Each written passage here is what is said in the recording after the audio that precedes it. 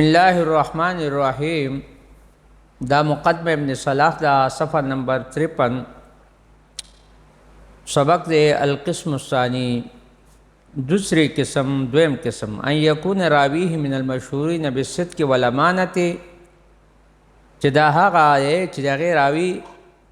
د رجالو نه په داسې حالت کې وي چې هغه صدق او په امانت کې په رښتیا کې په امانت کې مشهور وي لکه غیر علاوه د دین انه لم يبلغ درجه رجال صحیح مگر هغه د صحیح رجالو درجه ته نوی رسیدلې آلته پہنچ نشي ولی لکونه یکثر عنهم فی الحفظ والاتقان په دی وجمانه چې د په حفظ او په اتقان کې په یاداشت کې په مضبوطیا کې د رجال صحیح نه کوتاه دی یکثر کوتاه دی کم دی وهو مع ذلك او د دې باوجود وهو مع ذلك د باوجود يرتفع عن حال من يعد ما ينفرد به من حديث منكرا او د دې باوجود چې دغه شخص دغه حال نه بلندتر دی اوچت دی چې دغه حدیث منکر سمجھایږي کله چې هغه روایتو کې نو هغه ته خلق منکر ګڼي کله چې هغه مثال کے طور پر کیا وی ينفرد به من حدیث منکران چې کله هغه اکیلا ایواز روایت کوونکی وی نغه حدیث ته خلق منکر غني او دویمه خبر ده مع سلامت الحدیث من ان يكون شاذا ومنکرا په دې تمام امور کې دا د چې حدیث به د شاذ نه د نکارت د بو محفوظ کېدلو سره سره معلل نبو محفوظ وی لکا من ان یکون سلامت و من ان یکون معللا چې د سلامتیا به د خبر نه د معلل شي علت پکې راشي نو والا قسم ثانی يتنزل كلام الخطابي نو په کلام ثانی معنی په دې دویم قسم معنی امام خطابی کلام اتراویږي کوزيږي دا ګویا کې دا قسم ګرځي فهذا الذي ذكرناه جامع لما تفرق في كلام من بلغنا كلامه في ذلك فهذا نو بس غرض دا چې دا تفصیل چې کوم منګ عرض وکړو نو دا شی چې د ذکرنا چې موږ جامع دی لما پادهغه تفرق في كلام من چې دا جدا جدا دی په کلام دی هغه چا کې من بلغنا کلامه چې موږ ته دا کلام رسول في ذلك بده کې یعنی هغه خلق متفرق کلامو جامع دی چې د هغه کلام په دغه سلسله کې موږ طرف ته رسیدل دی ګویا کې امام ترمذی د حسن په دواړو نوع کې یو ذکر کړه نو دلته وایي چې وکأن الترمذی ذکر احد نوعي الحسن ګویا کې امام ترمذی رحمت الله علیه ذکر کړه په دوه نوع د حسن کې یو طریقہ وذکر الخطابی والنوع الاخر امام خطابی دویم نوع ذکر کړه مختصرا کل واحد منهما په دې حالت کې چې اختصار کړ دې هر واحد منهما دې دوړ نه امام خطابینا امام ترمذی نا علامه پامن را چې ولیدل هر یو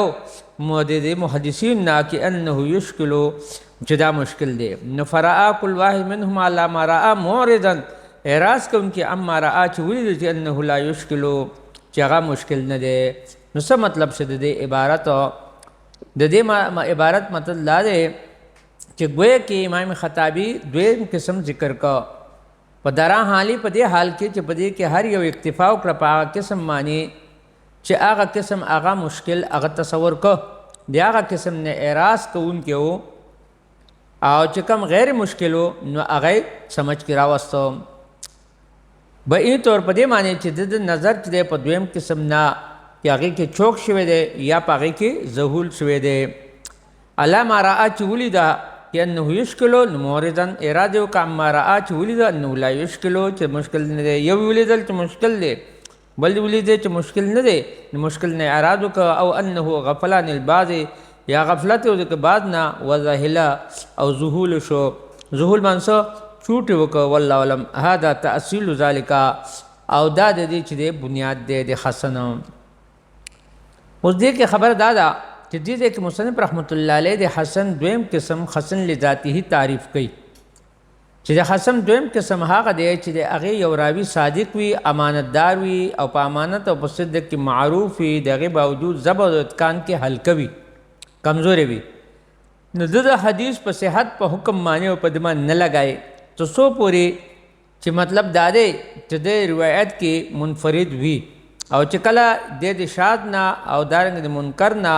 د دې سونه بچوي یا د سر موسومی لکا په شرط کې چې هغه حدیث د شاذ او د علت حفیه نه محفوظ وي.